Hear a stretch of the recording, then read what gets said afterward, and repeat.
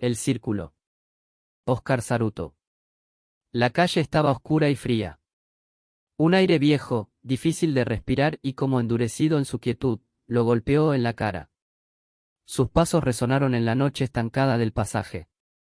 Vicente se levantó el cuello del abrigo, tiritó involuntariamente. Parecía que todo el frío de la ciudad se hubiese concentrado en esa cortada angosta, de piso desigual, un frío de tumba, compacto. Claro, se dijo y sus dientes castañeteaban, vengo de otros climas. Esto ya no es para mí. Se detuvo ante una puerta. Sí, esa era la casa. Miró la ventana, antes de llamar, la única ventana por la que se filtraban débiles hilos de luz. Lo demás era un bloque informe de sombra. En el pequeño espacio de tiempo que medió entre el ademán de alzar la mano y tocar la puerta, cruzó por su cerebro el recuerdo entero de la mujer a quien venía a buscar, su vida con ella, su felicidad, truncada brutalmente por la partida sin anuncio. Se había conducido como un miserable, lo reconocía. Su partida fue casi una fuga. Pero pudo proceder de otro modo. Un huésped desconocido batía ya entonces entre los dos su ala sombría, y ese huésped era la demencia amorosa. Hincada la garra en la entraña de Elvira, torturábala con desvaríos de sangre. Muchas veces él vio brillar determinaciones terribles en sus ojos, y los labios, dulces para el beso, despedían llamas y pronunciaban palabras de muerte, detrás de las cuales percibíase la resolución que no engaña. Cualquier demora suya, cualquier breve ausencia sin aviso, obligado por sus deberes, por el reclamo inexcusable de sus amigos, provocaba explosiones de celos. La encontraba desgarrada, temblando en su nerviosidad, pálida. Ni sus preguntas obtenían respuesta ni sus explicaciones lograban romper el mutismo duro, impregnado de rencor, en que Elvira mordía su violencia. Y de pronto estallaba en injurias y gritos, la cabellera al aire, loca de cólera y amargos resentimientos. Llegó a pesarle ese amor como una esclavitud. Pero eran cadenas que su voluntad no iba a romper. La turbulencia es un opio, a veces, que paraliza el ánimo y lo encoge. Vivía Vicente refugiado en su temor, sabiendo, al propio tiempo, lo mismo que el guardián del laboratorio, que solo de él dependía despertar el nudo de serpientes confiado a su custodia. Y la amaba, además. ¿Cómo soportar, si no como una enfermedad del ser querido, ese flagelo que corroía su dicha, ese concubinato con la desventura? La vida se encargaría de curarla, el tiempo, que trae todas las soluciones. Fue la vida la que cortó de un tajo imprevisto los lazos aflictivos. Un día recibió orden de partir. Pensó en la explicación y la despedida, y su valor flaqueó. Engañándose a sí mismo, se prometió un retorno próximo, se prometió escribirle. Y habían transcurrido 2 años. Casi consiguió olvidarla, pero la había olvidado. Regresó a la ciudad con el espíritu ligero, conoció otras mujeres en su ausencia, se creía liberado. Y, apenas había dejado su valija, estaba aquí llamando a la puerta de Elvira, como antes. La puerta se abrió sin ruido, empujada por una mano cautelosa, una voz, la voz de Elvira, preguntó. ¿Eres tú, Vicente? Elvira. Susurró él, apenas, ahogada el habla por la emoción y la sorpresa. ¿Cómo sabías que era yo? ¿Pudiste verme, acaso en la oscuridad, a través de las cortinas? Te esperaba. Lo atrajo hacia adentro y cerró. Es que no puede ser. Tuve el tiempo escaso para dejar mi equipaje y venir volando hasta acá. ¿Cómo podía saberlo? No lo sabía nadie. Ella callaba, grave, parsimoniosa. Estaba pálida, más pálida que nunca, pensó Vicente. Lumbres de fiebre encendían sus ojos arrasados por el desconsuelo. Como la había imaginado, con lacerante lástima, cada vez que pensaba en ella. La soledad enseña tantas cosas, dijo. Siéntate.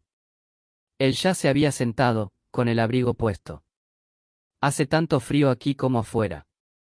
¿Por qué no enciendes la estufa? ¿Para qué? Aquí siempre hace frío. Ya no lo siento. No había cambiado. Era así, indócil, cuando la roía alguna desazón. ¿Iba a discutir con ella esa primera noche? Le tomó la mano helada y permanecieron en silencio.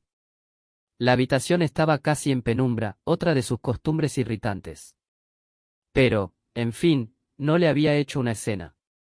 Él esperaba una crisis, recriminaciones, lágrimas. Nada de eso hubo.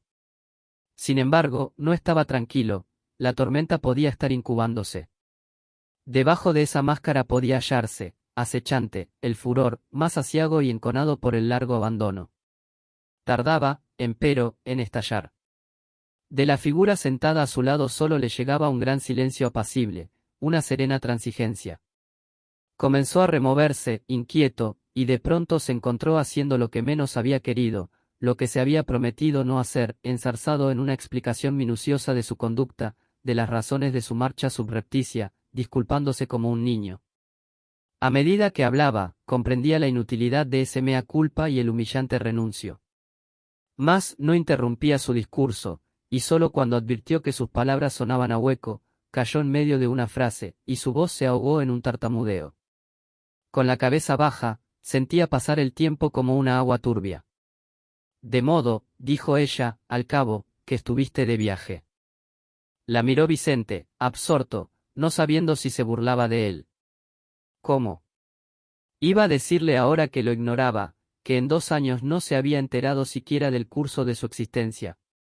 ¿Qué juego era ese? Buscaba herirlo, probablemente, simulando un desinterés absoluto en lo que a él concernía, a una costa de desmentirse. No acababa de afirmar que ella lo sabía todo. Va. Se cuidó, no obstante, de decírselo, no quería dar pretexto para que se desatara la tormenta que su tacto había domesticado esta noche. Decidió responder, como al descuido. Sí, estuve ausente algún tiempo. Solo después de una pausa Elvira comentó enigmática. ¿Qué importa? Para mí ya no existe el tiempo. Precisamente, dijo él extrayendo de su bolsillo un menudo reloj con incrustaciones de brillantes, te he traído esto. Nos recuerda que el tiempo es una realidad.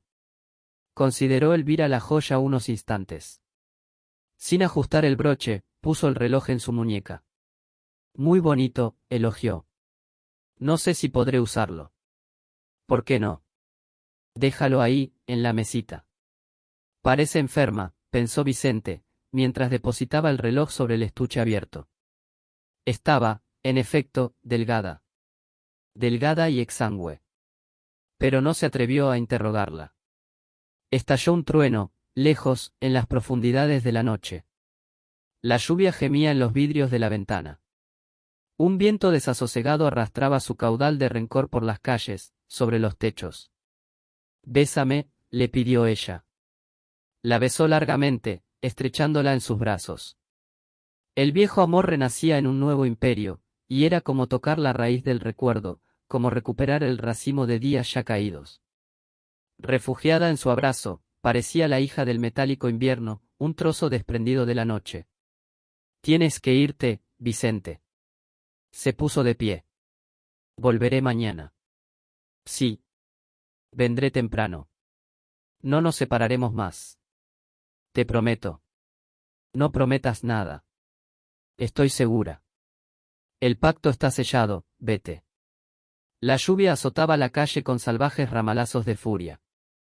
Maldito tiempo, rezongó Vicente, calado antes de haber dado 10 pasos. A ver si ahora no encuentro un taxi. Somos prisioneros del círculo. Uno cree haberse evadido del tenaz acero y camina, suelto al fin, un poco extraño en su albedrío, y siente que lo hace como en el aire. Le falta un asidero, el suelo de todos los días. Y el asidero es, de nuevo, la clausura. Vicente atraviesa calles y plazas. Hay un ser que se desplaza de él y lo aventaja, apresurado, con largas zancadas varoniles, ganoso del encuentro. Mientras otro, en él, se resiste, retardando su marcha, moroso y renuente. Él mismo va siguiendo al primero, contra su voluntad. Pero ¿sabe siquiera cuál es su voluntad? ¿Lo supo nunca? Creyó, un momento, que era el saberse libre. Ya libre, su libertad le pesaba como un inútil fardo. ¿Qué había logrado, si su pensamiento era Elvira, si su reiteración, sus vigilias se llamaban Elvira? Su contienda, Los 2 atroces años debatiéndose en un litigio torturado, ¿no tenía también ese nombre? Lúcido, con una lucidez no alterada, percibía, curiosamente, la naturaleza del discorde sentimiento, que no se parecía al amor ni era el anhelo de la carnal presencia de Elvira, sino una penosa ansia, la atracción lancinante de una alma. La secreta corriente lo lleva por ese trayecto tantas veces recorrido. Vicente se deja llevar. Discurre los antiguos lugares, los saluda, ahora, a la luz del sol, entra en la calleja familiar, luego de haber dejado atrás, a medio cumplir, sus afanes. Llama a la puerta. Un perro que pasa se detiene a mirarlo un instante, después sigue trotando, sin prisa, calle abajo. Vuelve a llamar y espera el eco del campanillazo. Nada oye, el timbre, sin duda, no funciona. Toca entonces con los nudillos, enseguida más fuerte. Ninguna respuesta. Elvira ha debido salir. Pero no queda nadie en la casa.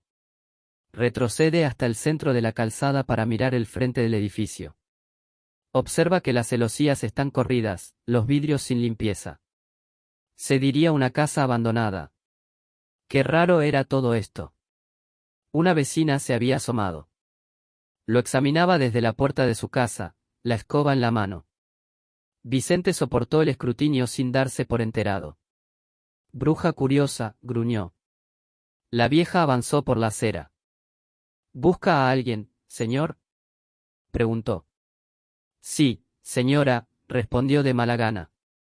Busco a la señorita Elvira Evangelio. La mujer tornó a examinarlo, acuciosa. ¿No sabe usted que ha muerto hace 3 meses, señor? La casa está vacía. Vicente se encaró con la entremetida. Esbozó una sonrisa. Por suerte, dijo, la persona a quien busco vive, y vive aquí. ¿No pregunta usted, acaso, por la señorita Evangelio? Así es, señora. Pues la señorita Evangelio ha muerto y fue enterrada cristianamente. La casa ha sido cerrada por el juez, ya que la difunta no parecía tener parientes. ¿Estaría en sus cabales esa anciana? Vicente la midió con desconfianza. En cualquier caso, era una chiflada inofensiva, seguiría probando. Soy el novio de Elvira, señora. Estuve ausente y he vuelto ayer, para casarme con ella. La visité anoche, conversamos un buen rato. ¿Cómo puede decir que ha muerto? La mujer lo contemplaba ahora con espanto, dando pequeños grititos de desconcierto. Llamó en su auxilio a un señor de aspecto fúnebre, con trazas de funcionario jubilado, que había salido a regar sus plantas en la casa de enfrente, y a quien Vicente recordaba haber visto en la misma faena alguna vez. El hombre se acercó sin dar muestras de apresuramiento. ¿Oye usted lo que dice este señor, don Cesario? Que anoche estuvo en esta casa, con la señorita Elvira, visitándola. Hablando con ella. Los ojos del jubilado se clavaron hoscos en Vicente, unos segundos, no lo encontró digno de dirigirle siquiera la palabra. Dio a comprender, con su actitud, que juzgaba con severidad a los jóvenes inclinados a la bebida y, volviéndole la espalda, se retiró farfullando entre dientes. Vicente decidió marcharse. O toda esa gente estaba loca o padecía una confusión grotesca. Par de zopencos. Después de todo, tenía un viso cómico el asunto. Se reiría Elvira al saberlo. Por la noche la casa estaba toda oscura. Llamó en vano. Sus golpes resonaban profundamente en la calma nocturna. Sus propios golpes lo pusieron nervioso. Comenzó a transpirar, advirtió que tenía la frente humedecida. Un tanto alarmado ya, corriendo sin reparo por las calles silenciosas, hasta encontrar un vehículo, acudió a interrogar a algunos amigos. Todos le confirmaron que Elvira había muerto. No se aventuró a referirle su extraña experiencia, temía que lo tomaran a risa. Peor aún, temía que le creyeran. Hay una zona de la conciencia que se toca con el sueño, o con mundos parecidos al sueño. Creía estar pisando esa zona, esa linde a la que los vapores azules del alcohol nos aproximan. Y con la misma dificultad del ebrio o del delirante, su espíritu luchaba por discernir la realidad. Cuando el juez, accediendo a su demanda, abrió la casa de la muerta, Vicente descubrió, sobre la mesita de la sala, el pequeño reloj con incrustaciones de brillantes, en el estuche abierto. Fin.